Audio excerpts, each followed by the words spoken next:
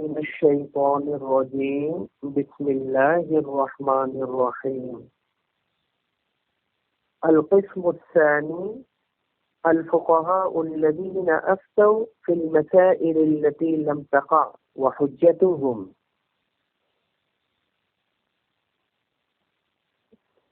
القسم الثاني دوسری قسم الفقهاء الذين أفتوا في المسائل. میں نے آپ سے عرض کیا تھا تابعین کے دور میں دو قسم کے فقہا تھے. پہلی قسم کے فقہا وہ تھے کہ جو ان مسائل میں جو ابھی تک پیش نہیں آئے ان کے بارے میں فتویٰ دینا، ان کے جواب دینے کو ناپسند کرتے تھے. ان کے دلائل گزر چکے، تفصیل گزر چکی. آج دوسری قسم آ رہی ہے، وہ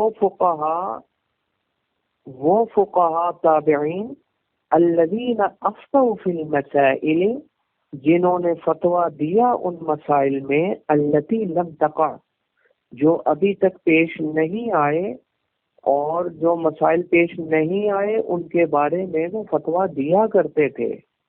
اور کیوں دیتے تھے؟ وحجتہم، ان کے دلائل کیا تھے وہ بھی اب بیان ہوں گے. اما العلماء الذین نصبوا انفسهم، اسی کے بارے میں تفصیل شروع ہو رہی ہے. باقی وہ علماء الذین نصبوا انفسهم، جنہوں نے اپنے آپ کو خاص کیا ہوا تھا، وقف کیا ہوا تھا، کاہے کے لیے؟ لبیان الاحکام الفقہیۃ، احکام فقہیہ کے بیان کے لیے، وتدوینیہا، اور اس احکام فقہیہ کی تدوین کے لیے اپنے آپ کو مختص کیا ہوا تھا، خاص کیا ہوا. تدوین کا کیا معنی؟ وہ مسائل بیان بھی کرتے تھے اور اس کی تدوین معنی ان مسائل کو لکھتے بھی تھے، مدون بھی کرتے تھے. اچھا، کیوں لکھتے تھے؟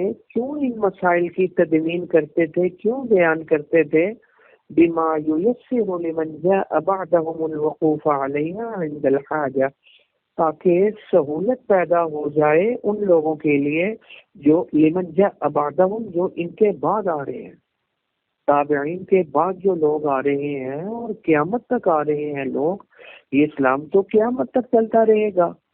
جس دن مسلمان ختم ہو جائیں گے اس دن قیامت آ جائے گی.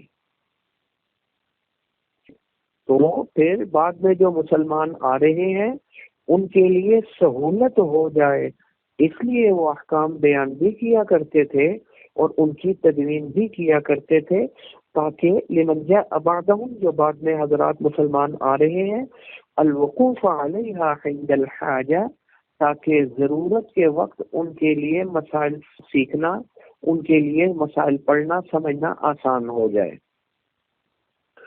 فَتَكَلَّمُوا فِي الْمَسَائِلِ الْمُحْتَمَلَةِ، لہذا انہوں نے کلام کیا ان مسائل میں بھی المحتملۃ، جو مسائل محتملہ ہیں، جن کا احتمال موجود ہے، جو قیامت تک پیش آ سکتے ہیں.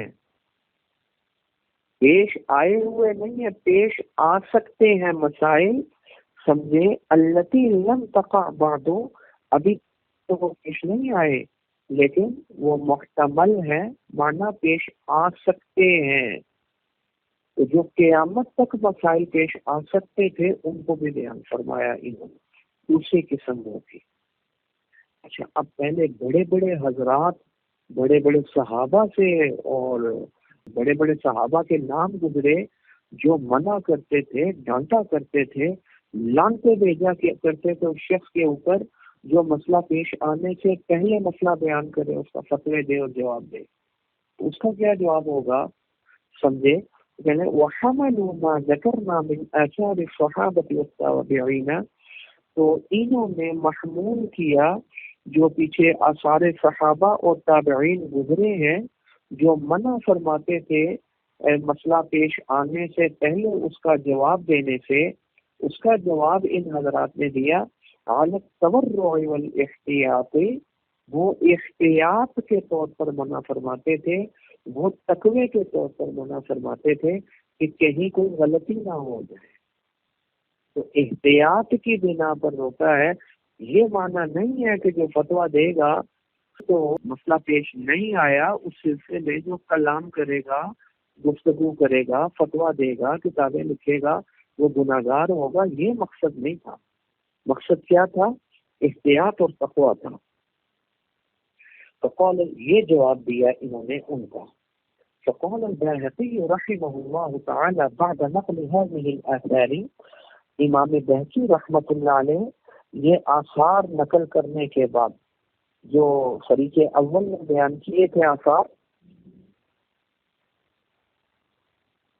اس میں انہوں نے سختی سے روکا تھا ان مسائل کا جواب دینے سے جو ابھی تک پیش نہیں آئے۔ امام بہقی رحمت اللہ علیہ ان آثار کو نقل کرنے کے بعد فرماتے ہیں وَبَلَغَنِي عَنْ عَبْدِ اللَّهِ الْحَلِيمِيِّ رحمہ اللہ تعالی، مجھ تک یہ بات پہنچی ابی عبداللہ حلیمی رحمت اللہ علیہ سے کہ انہو اباح ذالک، کہ انہوں نے مباح اور جائز قرار دیا للمتفقہۃ، فقہ سیکھنے والے کے لیے، فقہ کے طالب علم کے لیے جو فقہ سیکھنے والا ہے اس کے لیے جائز قرار دیا۔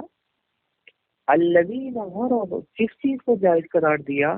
کہ مسئلہ ابھی پیش نہیں آیا، وہ سوال کر سکتا ہے اور اس کو جواب بھی دیا جا سکتا ہے۔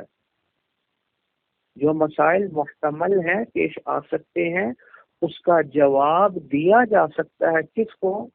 فقہ پڑھنے والے کو۔ سمجھے؟ جو مسائل سیکھنے والا اس کو جواب دیا جا سکتا ہے۔ الذین غرض العالم من جوابہم، عالم کا، استاذ کا، فقیہ کا ان کو جواب دینے کی غرض اور مقصد کیا ہوتا ہے؟ تنبیہہم، ان کو تنبیہ کرنا کہ تاکہ وہ غلطی میں مبتلا نہ ہو جائیں۔ کل اگر وہ مسئلہ بیان کرتے ہیں تو کسی مسئلے میں کوئی غلطی نہ کر لیں، اس لیے وہ پہلے ہی ان کو جواب دے دیتے تھے، طالب علم کو ان کو سکھاتے تھے تاکہ تنبیہ ہو جائے، جو کمی کوتاہی ہو سکتی ہے اس سے تنبیہ ہو جائے کہ یہ غلطی نہیں کرنی، اس کا جواب یہ بنے گا۔ اور اس طریقے سے وہ ارشادہم، اور ان کے جواب دینے کی غرض یہ ہوتی تھی کہ ان کی رہنمائی کرنا الی طریق النظر والارشاد، تاکہ ان کی رہنمائی ہو جائے فقہ پڑھنے والے کی غور و فکر کیسے کرنا ہے، غور و فکر کا طریقہ اور اجتہاد کا طریقہ، مسئلے حل کیسے کرنے ہیں، اس طرف ان کی رہنمائی ہو جائے۔ اس لیے ان سوالات کے جواب پہلے ہی دے دیے جاتے تھے جو ابھی تک پیش نہیں آئے، کیونکہ پیش آ تو سکتے ہیں نا، یہ نہ وہ کل کو پیش آئے اور یہ غلطی کر لیں۔ مقصد کیا تھا؟ ان کی تنبیہ، غلطی نہ ہو جائے، سمجھے، ان کو بیدار کرنا۔ اور دوسرا مقصد کیا تھا؟ ان کی رہنمائی کرنا غور و فکر کی طرف کہ کیسے غور کر کے مسئلہ نکالنا ہے، مسئلہ نکالنے کا، اجتہاد کرنے کا، غور کرنے کا طریقہ کیا ہے، یہ بیان کرنا مقصود تھا۔ لا لیعملوا، یہ بیان کرنا مقصد نہیں تھا کہ عمل کرنا۔ ان کا جواب دینے کا مقصد عالم اور فقیہ کا یہ نہیں ہوتا تھا کہ یہ عمل کریں، عمل کے لیے جواب نہیں، ان کی رہنمائی کے لیے جواب دیتے تھے تاکہ کل کو کسی غلطی میں یہ مبتلا نہ ہو جائے۔ اس وجہ سے سمجھے وہ ان کو جواب دے دیا کرتے تھے۔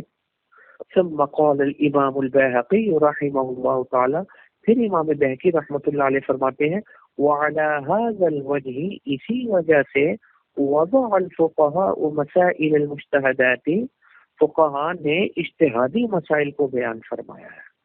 جو مسئلے ابھی تک پیش نہیں آئے ہیں انہوں نے اجتہاد کر کے، غور کر کے، محتمل مسائل جو پیش آ سکتے ہیں ان کو بھی بیان اسی وجہ سے فرمایا ہے تاکہ آنے والوں کی رہنمائی ہو جائے۔ اور وہ اجروا بآرائہم، اور اس مسائل کے سلسلے میں انہوں نے اپنی رائے دے دی ہے۔ کیوں؟ لما فی ذلک من ارشاد المتفقہۃ، تاکہ فقہ پڑھنے والے کی ان مسائل میں، لما فی ذلک، تاکہ ان میں یعنی ان مسائل میں فقہ پڑھنے والے کی رہنمائی ہو جائے، اور وتنبیہہم، اور ان کی تنبیہ ہو جائے، اعلیٰ کیفیت الاجتہاد، اجتہاد کے طریقے پر کہ کیسے اجتہاد کرنا ہے، کیسے غور کر کے مسئلہ نکالنا ہے، مسئلہ نکالنے کا طریقہ کیا ہے، طریقہ بھی معلوم ہو جائے، اور اس کے بعد ان کی رہنمائی بھی ہو جائے مسائل کے سلسلے میں، تاکہ کل کو کسی غلطی میں مبتلا نہ ہو جائے.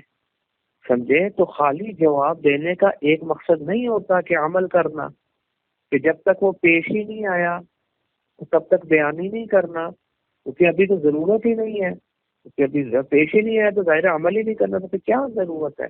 تو جواب دے دیا نہیں، خالی عمل ہی ضرورت نہیں ہے، رہنمائی بھی ضرورت ہے، تاکہ کل کو اگر پیش آ جائے تو یہ جو طالب علم ہے، سمجھے، یہ کسی غلطی کے اندر مبتلا نہ ہو جائیں، تاکہ اس سے پہلے ہی ان کو بیدار کر دیا جائے، ان کی رہنمائی کر دی جائے، ان کو تنبیہ کر دی جائے مسائل کی، ان کو طریقہ سکھلا دیا جائے، اس وجہ سے پہلے ہی بیان کر دیا جائے. یہ فائدہ تھا، بلا وجہ نہیں تھا.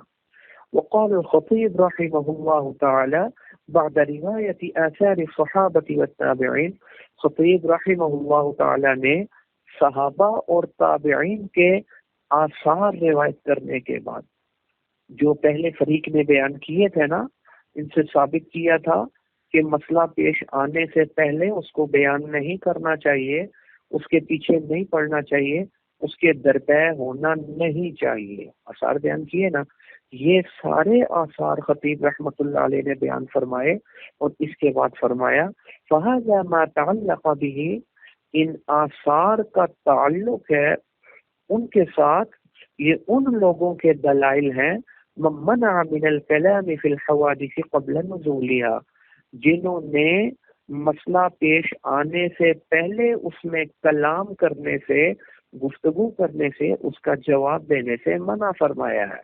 یہ ان کے دلائل ہیں، یہ بیان فرمایا خطیب بغدادی رحمت اللہ علیہ نے، اور اس کے بعد فرمایا وَنَحْنُ نُجِيبُ عَنْهُ بِمَشِيئَةِ اللَّهِ تَعَالَى وَعَوْنِهِ، ہم انشاءاللہ اللہ کی مشیت کے ساتھ اور اللہ کی مدد کے ساتھ ان کو جواب دیں گے. اس کا یہ جو کہتے ہیں نا جائز ہی نہیں ہے، ان کو ہم جواب دیں گے. اب دو قسم کے دلائل انہوں نے پیچھے دیے تھے. ایک تو دو دلیلیں دی تھی انہوں نے جن کا تعلق حدیث کے ساتھ تھا کہ حضور صلی اللہ علیہ وسلم نے منع فرمایا، اور باقی جو دلائل تھے وہ تعامل صحابہ اور تابعین سے، کہ صحابہ حضرت عمر جیسی شخصیت اور عمار بن یاسر رضی اور دیگر صحابہ بھی اس سے منع فرماتے تھے، اور کبار تابعین منع فرماتے. دو قسم کی دلیلیں، کچھ دلیلوں کا تعلق حدیث کے ساتھ، کچھ کا آثار صحابہ اور کس کے ساتھ، آثار تابعین کے ساتھ تعلق تھا. تو خطیب بغدادی رحمۃ اللہ علیہ فرماتے ہیں پہلے تو حدیث کا جواب سن لو، پھر جو صحابہ نے فرمایا اس کا جواب بعد میں دیتے ہیں کہ حضور صلی اللہ علیہ وسلم کیوں ناپسند فرماتے تھے مسئلہ پیش آنے سے پہلے اس کے بارے میں گفتگو کرنا، اس کے بارے میں سوال کرنا، حضور کیوں ناپسند فرماتے تھے، کیوں روکا حضور صلی اللہ علیہ وسلم نے؟ اس کا جواب کیا ہے؟ اما کراہت رسول اللہ صلی اللہ علیہ وسلم المسائل، باقی جو حضور صلی اللہ علیہ وسلم نے ناپسند فرمایا ان مسائل سے جو ابھی تک پیش نہیں آئے، اس کے بارے میں سوال کرنے سے، اس کا جواب یہ ہے فإنما كان ذلك اشفاقا على امتی، وجہ یہ ہے کہ حضور صلی اللہ علیہ وسلم کو امت سے جو پیار تھا، پوری مخلوق میں اتنا پیار کسی کو نہیں ہوگا. ماں سے باپ سے بڑھ کر پیار تھا اپنی امت سے حضور صلی اللہ علیہ وسلم کو.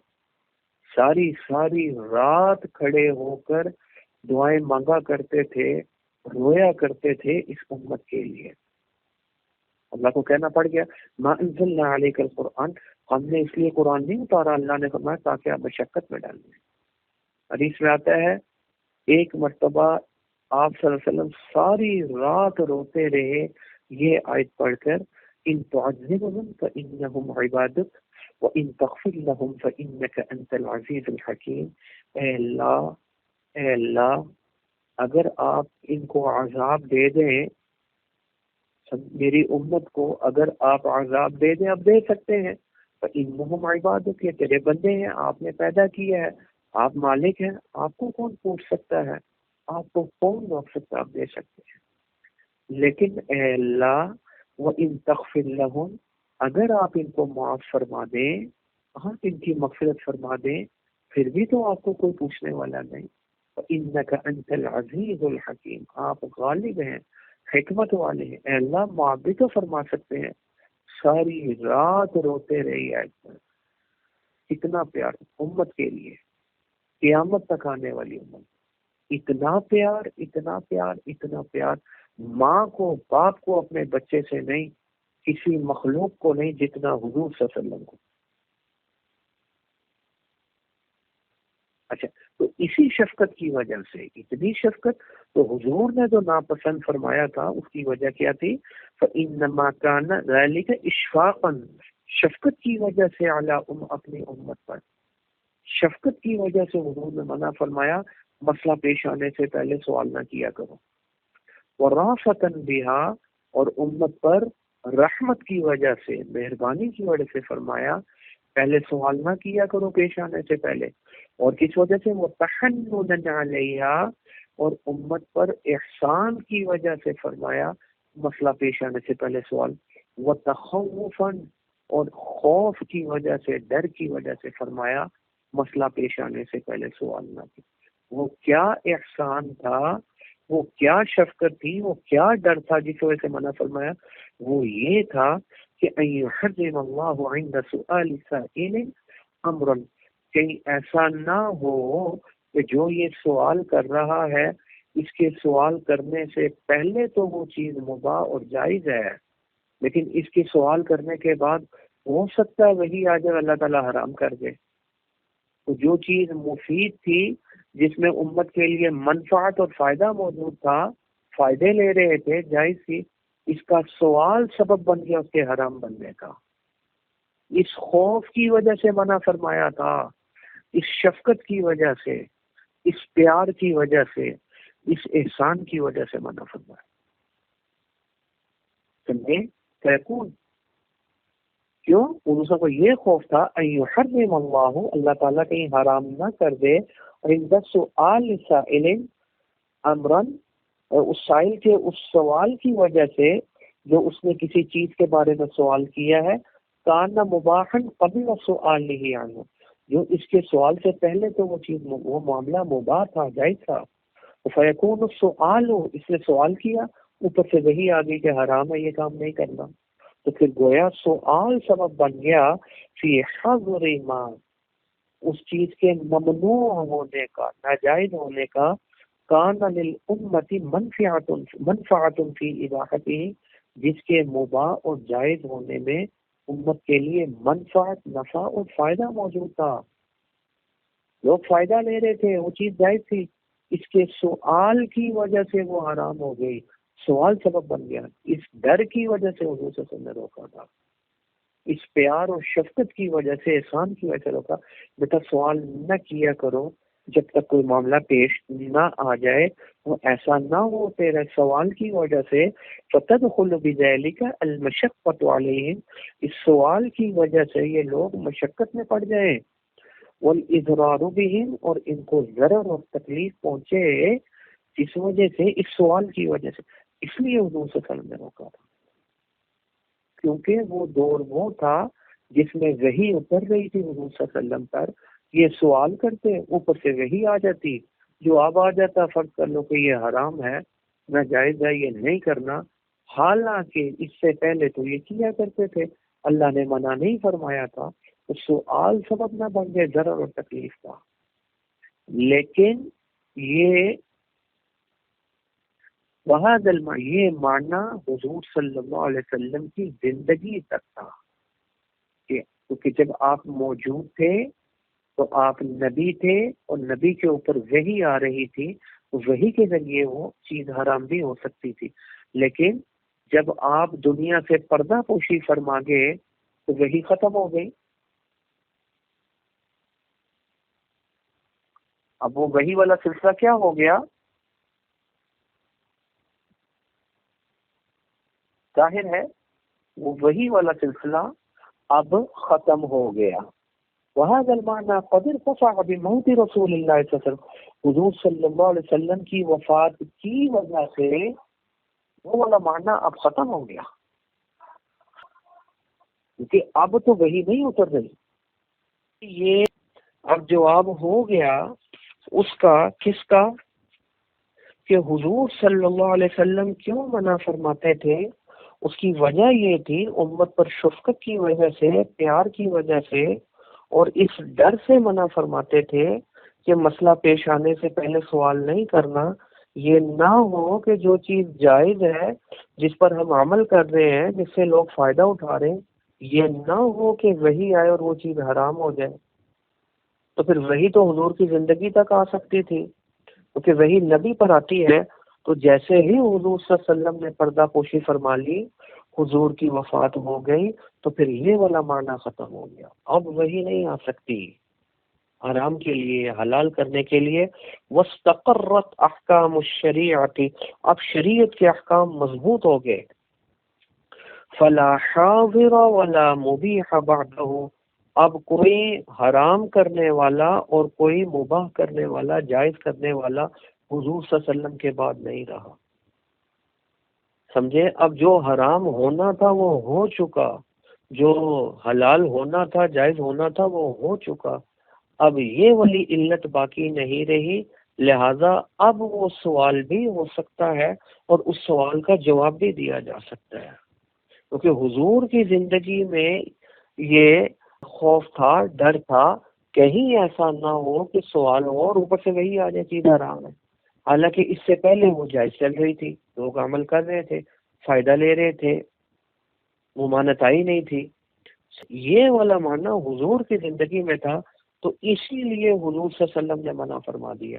لیکن حضور جب چلے گئے، پھر وہی ختم ہو گئی، تو وہی ختم ہو گئی تو پھر یہ والی علت بھی ختم ہو گئی، یہ والا معنی بھی ختم ہو گیا۔ کہ ایسا نہ ہو سوال کرے اور آرام ہو جائے، نہ اب تو وہی ختم، اب وہ والا سلسلہ باقی نہیں، لہذا اب سوال بھی ہو سکتا ہے معاملہ پیش آنے سے پہلے، اور جواب بھی دیا جا سکتا ہے۔ تو حضور صلی اللہ علیہ وسلم کے ناپسند فرمانے کی وجہ تو آ گئی۔ پھر خطیب رحمت اللہ، یہ تو جواب ہو گیا ان کو حدیث کا۔ باقی دلیل کیا ہے کہ حضور صلی اللہ علیہ وسلم سے سوال ہوا ہو اس معاملے کے بارے میں جو ابھی تک پیش ہی نہیں آیا، اور حضور صلی اللہ علیہ وسلم نے جواب دیا ہو، اس کی دلیل کیا ہے؟ کہتے ثم استدل الخطیب رحمہ اللہ تعالی، پھر خطیب رحمۃ اللہ علیہ نے دلیل پکڑی علی جواز السؤال، اس سوال کے جائز ہونے پر، عما لم یکن، جو ابھی تک معاملہ پیش نہیں آیا، اس کے جائز ہونے پر خطیب رحمۃ اللہ علیہ نے دلیل پکڑی بحدیث رافع بن خدیج رضی اللہ تعالی عنہ، رافع بن خدیج رضی اللہ تعالی عنہ کی روایت سے۔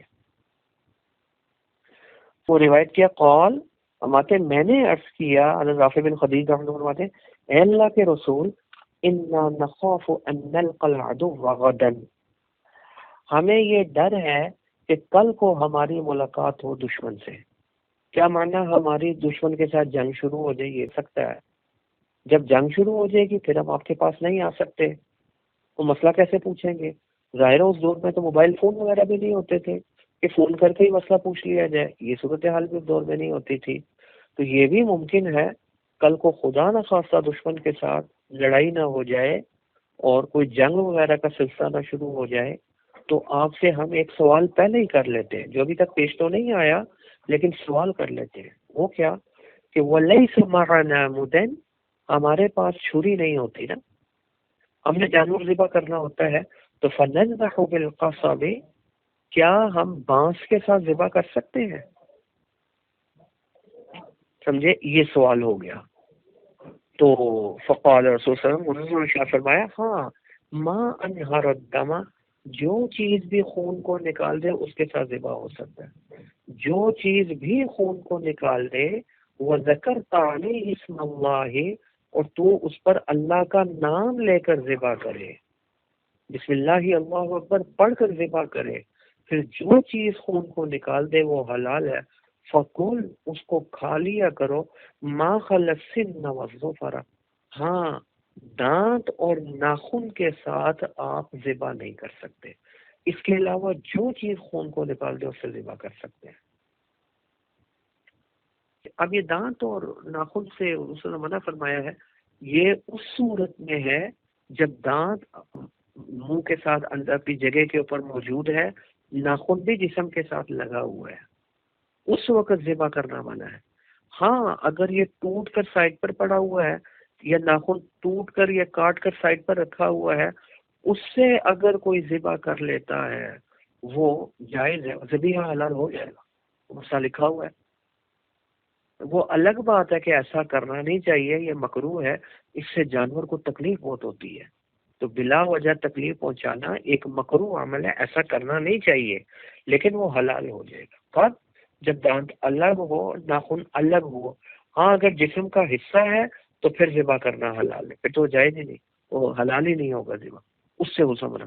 اب آپ دیکھیں اس کیس میں حضور صلی اللہ علیہ وسلم نے فلم یعیب رسول صلی اللہ علیہ وسلم مسئلہ رافع بن خدیج رضی اللہ تعالیٰ کا سوال دینے کو نہ برا نہیں سمجھا، ناپسند نہیں فرمایا کہ وہ سوال کر رہے ہیں اس چیز کے بارے میں، لم ینزل بھی، اس معاملے کے بارے میں سوال کر رہے ہیں جو ابھی تک پیش ہی نہیں آیا، کیونکہ وہ خود فرما رہے ہیں سوال میں لأنہ قال غدا، کل کو یہ مسئلہ ہمیں پیش آ سکتا ہے، ابھی تو نہیں آیا، کل کو آ سکتا ہے، تو اگر یہ پیش آ جائے تو پھر کیا کریں؟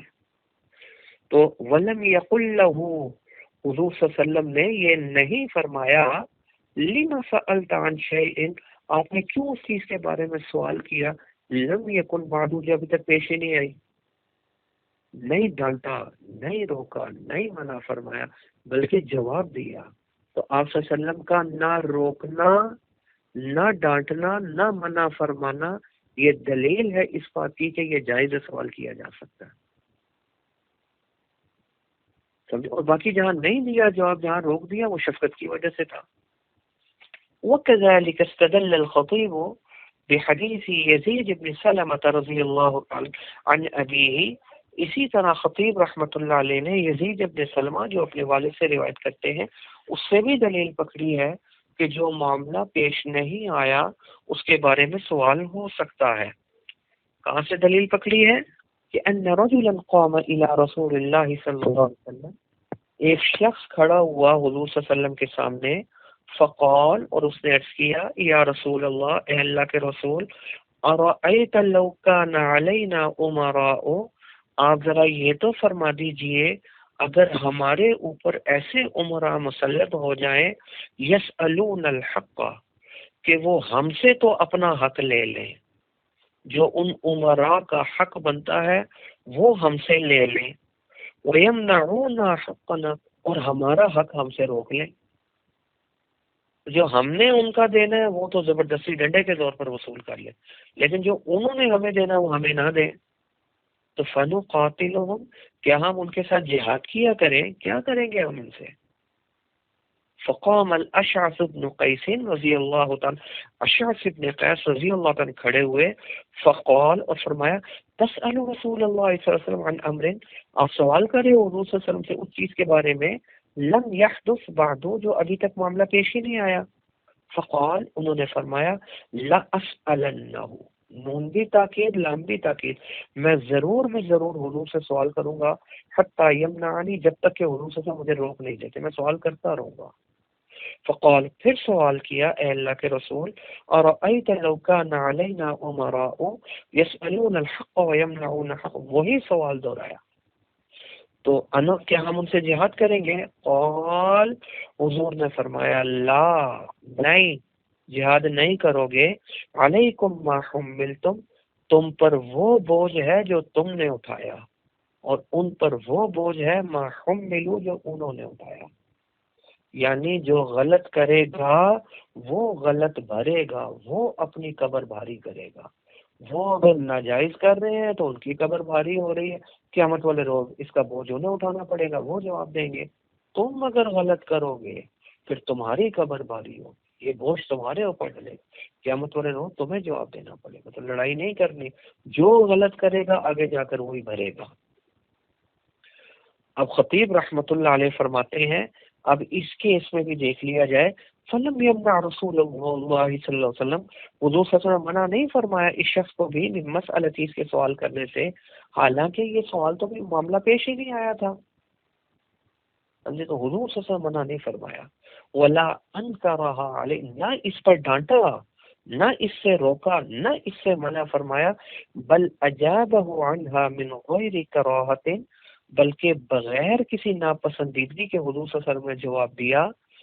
اگر یہ غلط ہوتا، ناجائز ہوتا، یہ ہو ہی نہیں سکتا تھا کہ حضور صلی اللہ علیہ وسلم نہ ڈانٹتے، حضور صلی اللہ علیہ وسلم نہ روکتے، یہ ہو ہی نہیں سکتا تھا، کیونکہ حضور صلی اللہ علیہ وسلم کو بھیجنے کا مقصد ہی یہ تھا امر بالمعروف نہی عن المنکر، اچھے کام کا حکم دینا ہے اور غلط کام سے روکنا ہے، بعثت کا مقصد ہی یہ تھا۔ اور غلط بات ہو رہی ہو اور حضور صلی اللہ علیہ وسلم خاموش رہے، وہ کوئی ہم تھوڑے ہی تھے، وہ تو حضور صلی اللہ علیہ وسلم تھے، ہم تو یہ کر سکتے ہیں، حضور صلی اللہ علیہ وسلم یہ نہیں کر سکتے، وہاں ہو ہی نہیں سکتا تھا، ورنہ بھیجنے کا مقصد ہی فوت ہو جائے گا۔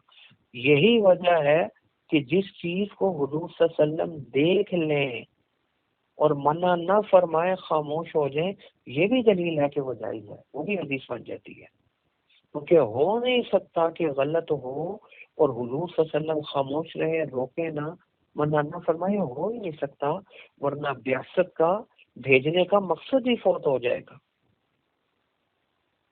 تو حضور صلی اللہ علیہ وسلم کا نہ روکنا، نہ ڈانٹنا، نہ منع فرمانا، بلکہ جواب دے دینا، اور وہ بھی بغیر کسی کراہت اور ناپسندیدگی کے، یہ دلیل ہے کہ یہ جائز ہے۔ یہ دو دلیلیں آ گئی۔